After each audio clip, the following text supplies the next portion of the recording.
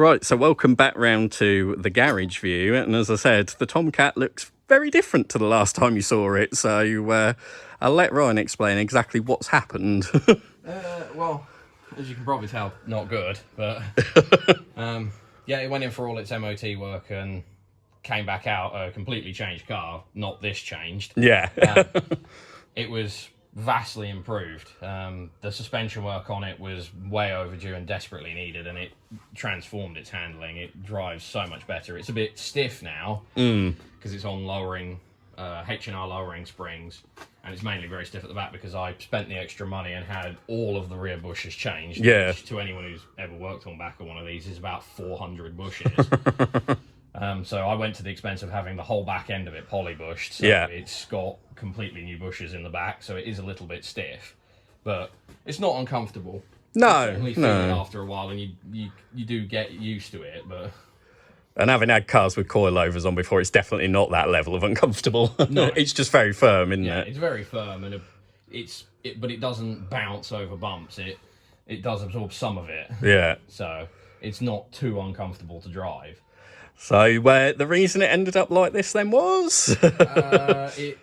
After having the timing belt corrected, which has been a problem with this car for probably a good few years. Yeah. It's been running with people kept putting the timing belt on in the wrong place. How, I'm not so sure, because the remarks and everything there are ready for you. Yeah. But they kept putting the belt on 1 to 2 teeth out, which is not enough to bend valves. It will run like that, but it meant you could never do the ignition timing. No. So when I had when I first got it, the ignition timing was so far off that it would misfire and fart and stumble if you were when it was cold.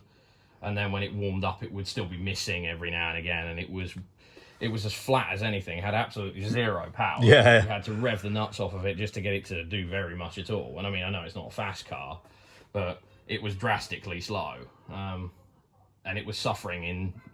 It didn't even have to be as warm as it is today, 28 degrees. You could get this thing to start pinking at anything above 18, 19 degrees ambient temp. Yeah. So it would start pinging itself to death when it got to about 2,000 RPM. And you kind of had to try and gently drive through it to get round it when it was anything but anything but winter. Yeah. So I drove it for that year doing that, which was probably not a good idea. Well, it was very much not a good idea. You shouldn't do that. Yeah. But when I booked it in for the engine work to have the timing belt corrected and a clutch and various other bits done to it, because the engine was mostly in pieces, Yeah. and had the subframe changed, it was correct the timing belt and fingers crossed it'll be all right. And for the first sort of 100 miles, it seemed all right. Yeah. It was way, way more powerful. Oh, the power was back just from being in it, Yeah, wasn't you it? kind of realised how unbelievably weak it was when Yeah. it came back. Even with a 115 breaker standard, you were losing probably 20 or 30 brake out of that. Yeah. And it was drastically down on power. And it was way better. I did change the manifold so that it had got because part of it running very hot and very lean, which was the pinging, was it cracked the manifold. Yeah. Not a good sign to show it, but it ended up with, I think, out the box of bits. Yeah. So this is the new one, isn't So it? it ended up with a stainless. It's very nice, actually. 4 into 2 into 1 under the car, Yeah. which was cheaper than actually getting the gaskets to put the original one back on Yeah. at the time. That made quite a bit. It seems to make quite a bit of difference. Helped the torque a little bit, but with all the other things that were wrong with it, it was probably a mixture of both. Until it started, probably about 100 miles in, I could smell oil. And Yeah. I was like, okay, that's a bit strange. Hadn't really noticed too much about it. And then doing my journey is very lots of 60 mile an hour, stop at around about 60 mile in very short succession. Yeah. And it proceeded over the course of the same week to just start burning all of its sump. Yeah. Every time you would go from 60 to 0 and then pull away again, clouds of blue smoke out the back of it. Yeah. And it was getting worse and getting worse. And first week of driving it, my journey's about 300 miles a week I do. It was not enough to empty it. Yeah. It was doing all right. It was about a quarter of the way down the stick. So I kept driving it, and to first top up from min to max was about 780 miles. Yeah. Which is not great, but not unbelievable. Over the subsequent 2 or 3 weeks, that exponentially reduced massively. Yeah. And it went down to the last week it was on the road. I didn't even make the week. It No. went down to about 300 miles Yeah. between max on the dipstick and below minimum on the dipstick. Yeah. Not off the stick, but below it. So it was just getting to a point where it was literally you'd stop at a roundabout and you'd pull away and you'd just cloud the things behind you in smoke. Because sort of driving along, following behind it didn't seem bad on a solid sort of run, but anybody that knows the Milton Keynes area, you know, you're going to be start, you know, 70 down to 0 and up and that, and that's when it did it, I guess. Yeah, and you could really tell it was starting to get properly bad, where you were clouding 2 or 3 cars behind you in a big cloud of blue smoke. Yeah. And the worst thing is you were starting when you were driving it on a bypass. If you had the windows up and the T-tops popped, all you could smell was oil. Yeah, you could because the airflow flowed it back over the car and it stank of oil. Yeah. So it got to a point where it was I did less than 1,000 miles after it, and it was dead. It needed just over 1,000 miles, and it was completely undrivable. I mean, you suspect this might not be its true mileage on the car anyway. You suspect it might, but it might have had some shaved off it at some point. It's very likely had something shaved. It was the 90s. And it was originally a company car, wasn't it? Yes. If we sort of pan down, you'll see, because we had the number plates redone. Lex, who were quite famous back in the 90s for company cars, so... Yeah, I know its story right back to probably its first owner. Yeah. And it was for a company car. They drove it, and they drove it for 2 years as usually, well, whatever happened for their particular lease plans, and then they got offered to buy it.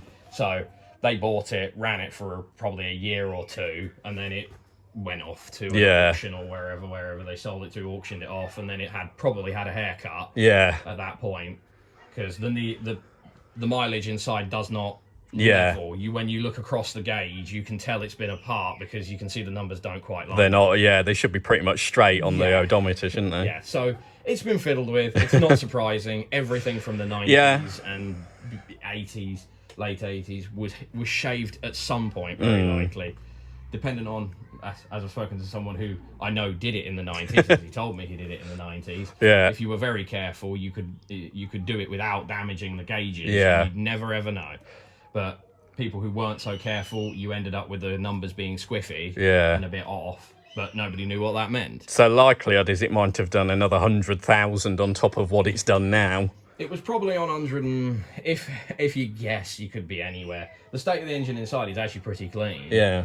I think most of the damage has been done past 2 or 3 years when this timing belt shenanigans have been going on. But we know when it come apart, that wasn't its original clutch. Yeah. So we know it's had at least one clutch before, which at 118k, you should still probably be on the original clutch. Yeah. That's well in range of it. So that's more than likely not its first clutch and not its second clutch. So... yeah, you could be up 150,000. This car's really done, which would explain why the bushes were so tired. And in a way, the interior's worn pretty well, so you don't sort of see it from the interior-wise, do you? Yeah, you get the luckiness in this thing of Rover's seat fabric was actually very good. And this being a very low-spec model, because it's a 216, means it hasn't got very much in the way of fanciness in it. So the steering wheel isn't leather. Yeah. So it's just a hard plastic sports wheel, as they called it. And it wears quite well, and the gear stick is as hard as plastic as man, so it's never going to wear. Unlike the Cavaliers, where you could tell when they'd done it, because the boots used to wear around the gear stick really, really well. I mean, they were sort of wearing after sort of 40,000, you'd see them worn, wouldn't you, on the Cavaliers? Yeah, there's a lot of gear changes. So these wear quite well and hide their mileage quite well.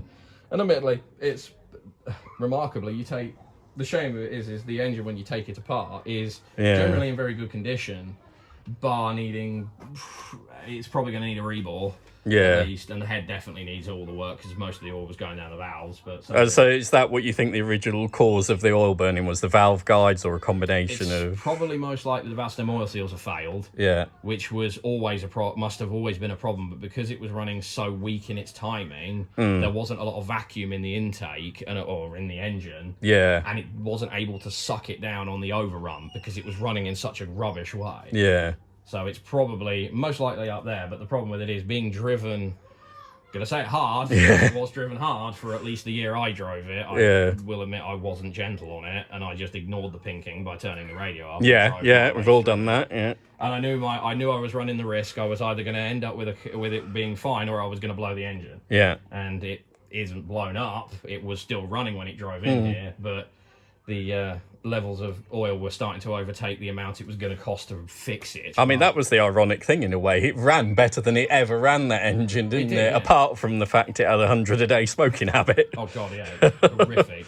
I was getting tired of the smell of oil. It was really just getting on your wick after a while.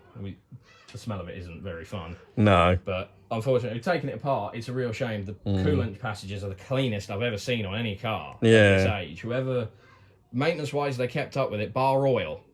Which was the only thing, is this thing always seemed to suffer. It was very sludgy in the top end, and it always used to be a bit shitty in the sump, so it was always a bit rubbish in the sump. And when we first got it, that was the first thing we did, was an oil and change it, because it was like black as anything, and a petrol engine shouldn't be like that. Yeah, and I don't think it ever fully recovered. It always was a bit like that. So that would have exponentially hardened up all the seals up the top end. Yeah. And it leaked oil from various different places. It was starting to leak out the bottom crank. One I noticed after this, it was starting to show more leaks once it started running better. Yeah. So because it started to actually be running how it's supposed to run. And so the plan for it now is it's getting another engine. Yeah. The plan was to rebuild that one, but parts are ludicrously expensive. If this was a K-Series car... cheap, absolutely cheap as anything. And people malign the K-Series for blowing head gaskets, but they're a good engine, and the parts are very, very affordable. And readily available, aren't they? Yeah. These are a bit harder. On the B16 in this, so it's harder. You can get them, but it's expensive. Like, a head gasket, complete set, engine head gasket set with bolts for a K-Series is like 60, 70 quid.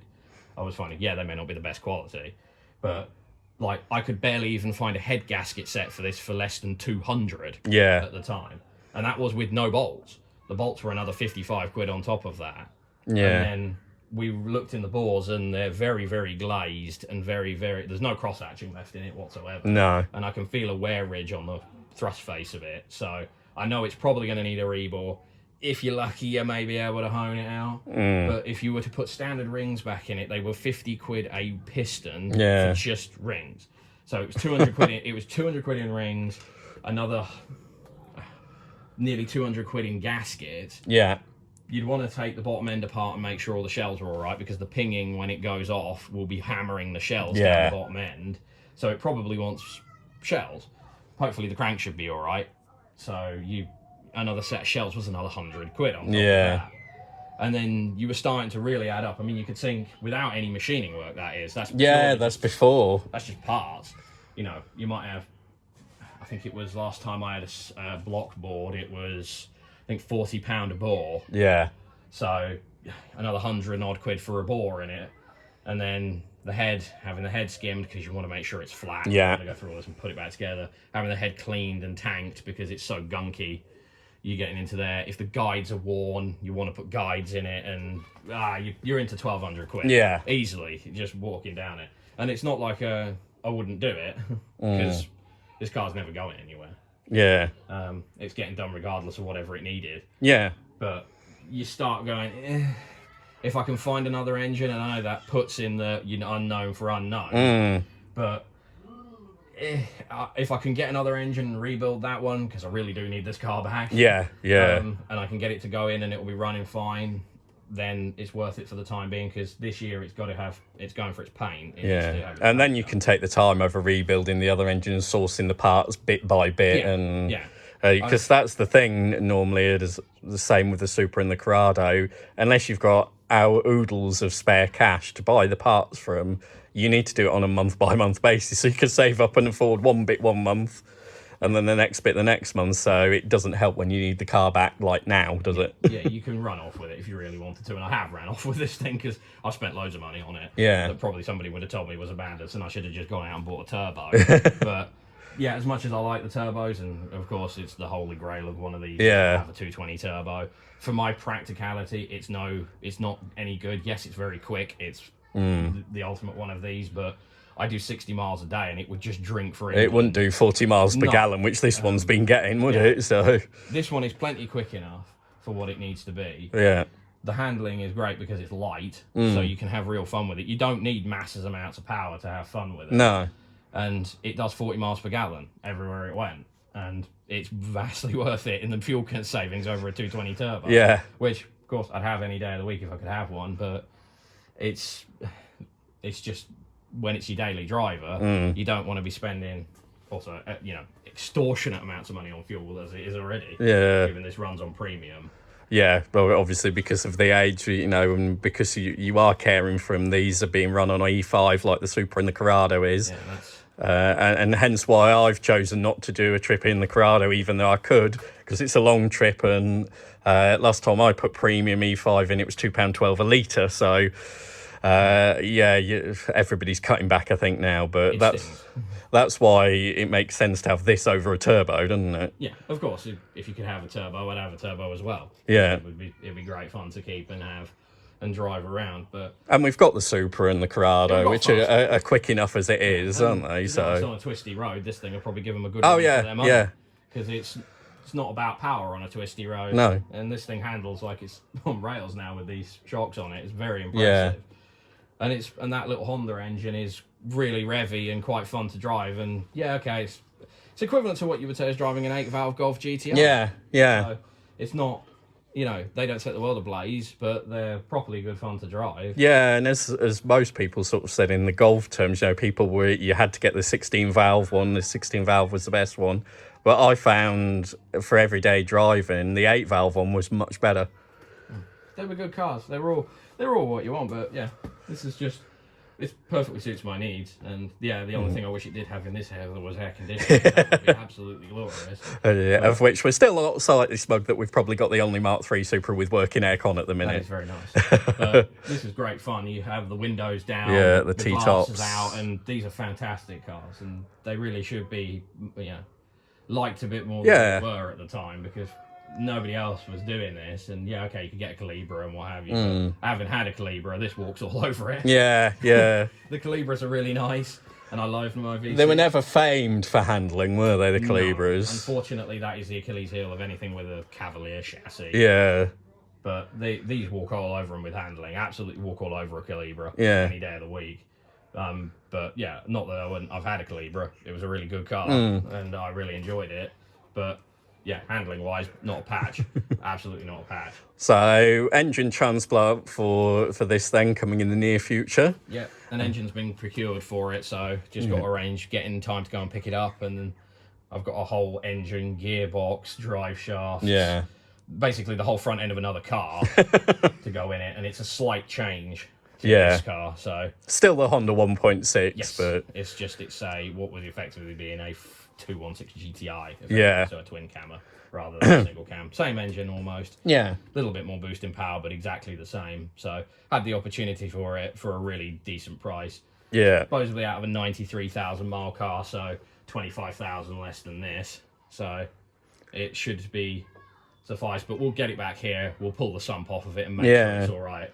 Because, when you look at the body in this, the outside, the paintwork somebody's messed around with, but when you actually look in here now, in terms of in-depth, it's actually so clean, isn't it? It's very rust-free. When you sort of look round, if I sort of get you in there a bit, when you look round the actual whole bay, it's very clean. Obviously, you replace the bottom. Yeah, they're a common one to go because the water sits in them, but... it's very clean for one of these that they do have a penchant for us. They like it in a few areas. Usually the backs of the sills and the back arches are where they really suffer. This one has suffered in this side, but I have the repair panels now to fix that, and my welder's now set up, so that will be getting fixed properly and cut out and replaced. The other side on this has remarkably completely survived without a single patch. And other than that, the backs of the arches are absolutely mint. There's no filler in any of them. There's no welding in any of them. They're in very good shape. And even the bottoms of the front wings are good. And so it was just somebody who thought they could paint pretty much as I can painted it. It was just what it was. Car suffered with lack appeal. So I thought it was a good idea to paint it with rattle cans on a sunny day. Wasn't a good idea. It's just what happens. Okay, and then if you remember the early pictures you've seen probably of this on the channel where it had the white stripes over it and somebody had tried to sort of Ford RS it. Yeah, it didn't work. It didn't really work very well. No, it didn't work very well. But I mean, yeah, fair enough. Someone messed with it. It was what happened to it. It's going to get painted and it'll look back how it's supposed to look, and it's not going for a restoration quality because it's a daily driver. Yeah. Just not 9 different shades of blue. Everything else. It's why the bonnet is set up that way. It is protected on the corners. The bonnet's there, yeah. But yeah, if something bangs it or scratches it, it's not exactly the end of the world. No. It's not that I'm not caring with it. It's that I can't really make the paint any worse. Yeah. If bits of it have fallen off in the sun because it's just blistered in places and you can flick it off with your fingers or come off when you're driving. So Yeah. it's not a case of neglecting it. It's just that's kind of, you can't really make that paint any worse without. Yeah. Yeah. So that's the sort of Tomcat update. You'll probably see the Hillmans just if I pan around over there in the sun. Yeah. That's just as and when, really. And it was supposed to be next, but unfortunately everything else has decided that it didn't like it. I went from 3 cars working to 0 in a week. Yeah. Which was annoying. And this is the problem with having older cars. And in fact, as much swearing as I did the other day when I was doing the calipers on the Peugeot that was spoken about, when I was saying how much I prefer new cars. Yeah, when you've got classics as your daily driver, certain things jump the queue when they mandate you need to get to work, don't they? So Yes. Yeah, join us again sometime in the future and we'll have some more updates on this for you. Thanks for watching and drive safe.